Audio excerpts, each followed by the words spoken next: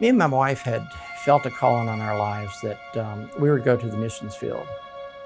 So we, quit our jobs, sold the house, sold our belongings, and shipped everything to South Africa, where we were going to live for 2 years. The first part of that journey was to go to school in 3 months in London.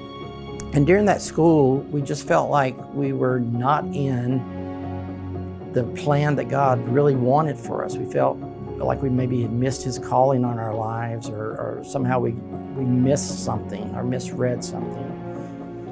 So we, tucked our tails between our legs, came back to the United States, and very quickly took up work in a local church with children and youth, and thought, all right, this is, what we're supposed to do now.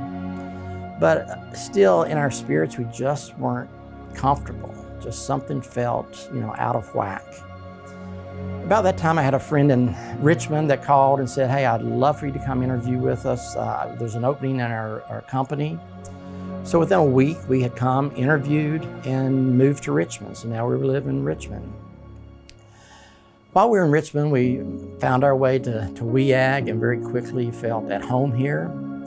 We were able to adopt 3 children from an agency here in Richmond. So all of a sudden we felt right. Everything was working. Our lives were in sync, and we felt like really we were in God's hand.